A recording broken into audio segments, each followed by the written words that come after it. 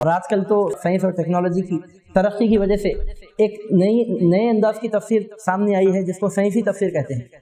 اس کا نام ہی سائنسی تفسیر رکھے ہیں اور بعض علماء نے اس انداز میں بھی قرآن مجید کی تفسیر کی ہے.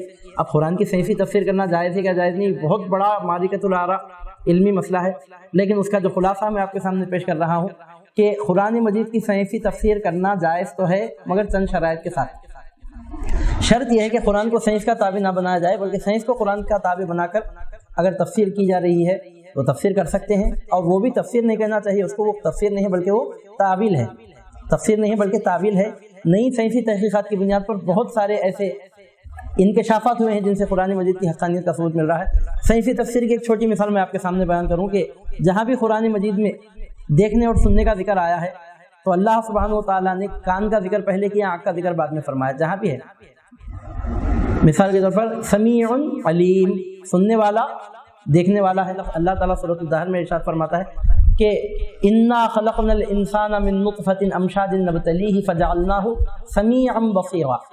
ہم نے انسان کو سننے والا بنایا، دیکھنے والا بنایا. وعلی سمعہم وعلی ابصارہم غشاوہ، ان کے کانوں پر اور ان کے آنکھوں پر پردہ ہے. اس کے علاوہ کہیں بھی آپ اٹھا کر دیکھیے قرآن مجید میں کان کا اور آنکھ کا ذکر آیا ہے تو کان کا ذکر پہلے ہے، آنکھ کا ذکر بعد میں ہے.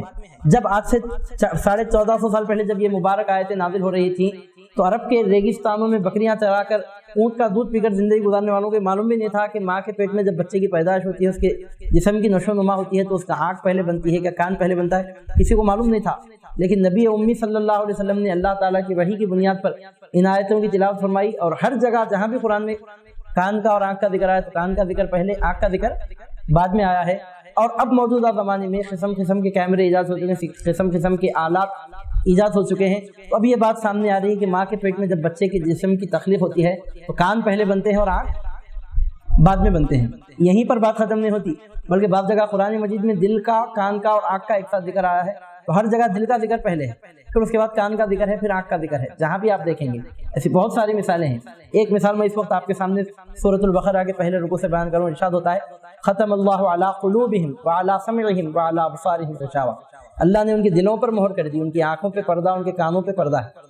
پہلے آنکھ کا ذکر، پہلے دل کا ذکر ہے، پھر کان کا، پھر آنکھ کا.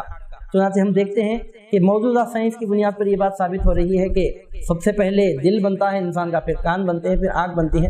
مزے کی بات یہ ہے، لطف کی بات یہ ہے کہ جس زمانے میں قرآن نے یہ مضمون بیان کیا کسی کو معلوم ہی نہیں تھا کہ پہلے دل بنتا ہے، پھر کان بنتے ہیں، پھر آنکھ بنتی ہے. اب ثابت ہو رہا ہے تو اس تفسیر کو سائنسی تفسیر کہتے ہیں. قرآن کی سائنسی تفسیر کرنا جائز ہے کہ جائز نہیں ہے؟